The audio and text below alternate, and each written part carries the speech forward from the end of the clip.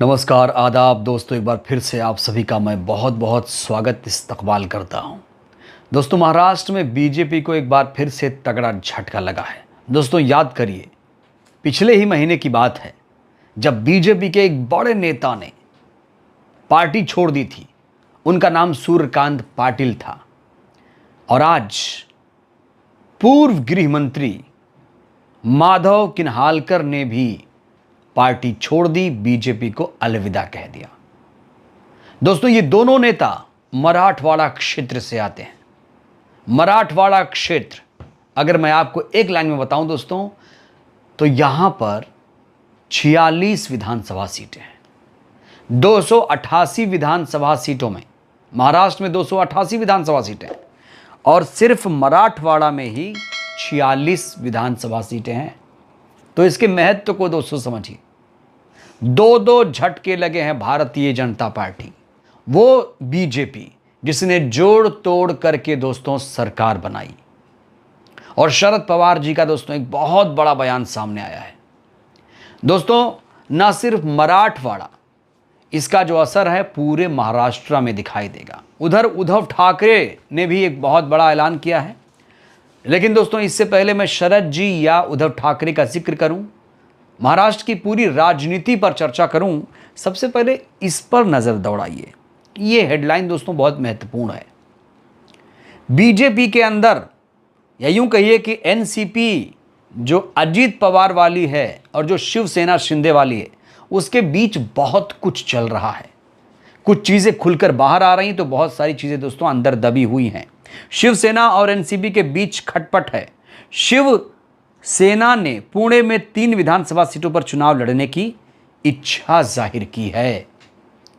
और देखिए, चाहे अजीत पवार हों या शिंदे हों, इन दोनों के बीच दोस्तों हमेशा से टसल चल रहा है, टशन चल रहा है।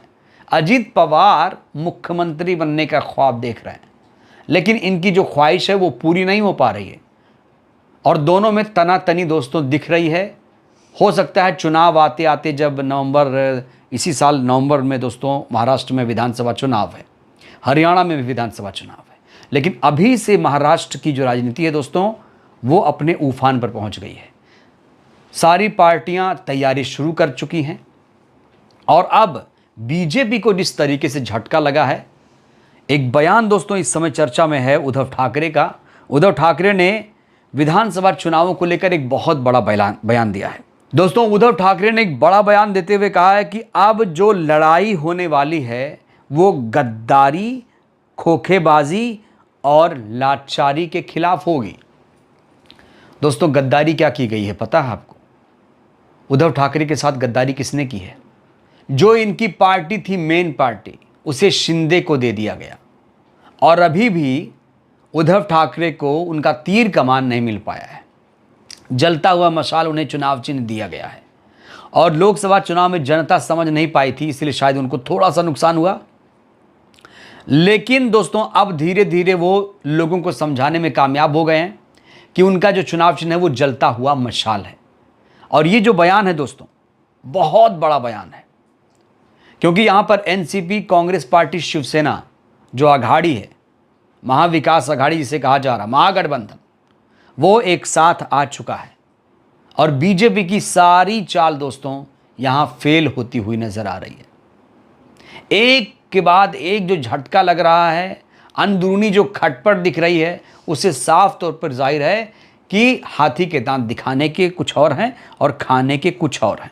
दोस्तों, इस बीच शरद पवार जी का एक बयान मैं आपके सामने रखना चाहता हूं। शरद पवार जी ने बीजेपी की आलोचना करते हुए कहा है कि लोकसभा चुनाव के दौरान कुछ लोगों को नुकसान हुआ। अगर उन्हें महाराष्ट्र की सत्ता से हटाना है तो लोगों को अपने साथ लेना चाहिए। हमने 10 में से 8 में जीत हासिल की। शरद पवार ने कहा कि हमने एक सामान्य परिवार से आने वाले नीलेश लंके को मौका दिया और अब वह लोकसभा में बैठे हैं। तो दोस्तों, शरद पवार जो एक मजे हुए खिलाड़ी हैं, वो सबको साथ लेने की बात कर रहे हैं, क्योंकि शरद पवार के पीठ में भी खंजर घोंपा गया। जैसे शिंदे ने धोखा दिया, धोखेबाजी की, जैसे शिंदे ने दोस्तों धोखेबाजी की उद्धव ठाकरे के साथ, ठीक वैसे ही अजीत पवार ने भी शरद पवार जी के साथ क्या धोखेबाजी की है वो किसी से छुपी नहीं है। चाचा भतीजा हुआ करते थे। आप सोचिए, मान लीजिए किसी की पार्टी है, मान लीजिए मुलायम जी ने एक पार्टी बनाई, लालू जी ने पार्टी बनाई और वो पार्टी उनका कार्यकर्ता लेकर भाग जाए, तो ये कहाँ का न्याय है? ऐसे ही दोस्तों हुआ है। शिवसेना के साथ तो नाइंसाफी हुई है दोस्तों। अभी भी इंसाफ की गुहार लगाई जा रही है और उद्धव ठाकरे कह रहे हैं कि हमें अपना तीर कमान वापस चाहिए। सुप्रीम कोर्ट इस पर कब फैसला सुनाएगा दोस्तों, इस पर भी लोगों की निगाहें टिकी हुई हैं। बहरहाल दोस्तों, चुनाव से ऐन पहले जिस तरीके से बीजेपी के नेता छोड़ कर बीजेपी को जा रहे हैं, मोदी शाह के लिए टेंशन का माहौल है इस समय। और शिंदे और अजीत पवार में जो खटपट है वो जगजाहिर हो चुकी है। तो कुल मिलाकर महाविकास अघाड़ी की बल्ले बल्ले होने जा रही है दोस्तों। ये चुनाव बहुत कुछ बता देगा। और महाराष्ट्र में इस बार दोस्तों कहा जा रहा है कि बीजेपी का सुपड़ा भी साफ हो सकता है। जिस तरीके से छला गया है, जिस तरीके से छल कपट से सरकार बनाई गई है, विधायक तोड़े गए हैं, जनता भी देख रही है। बहरहाल दोस्तों, इस वीडियो में फिलहाल के लिए बस इतना ही। महाराष्ट्र की इस राजनीति को लेकर बीजेपी को आखिर लोग क्यों छोड़ रहे हैं दोस्तों, आप लोग भी इस पर अपनी प्रतिक्रिया दीजिए। बहुत बहुत धन्यवाद, शुक्रिया।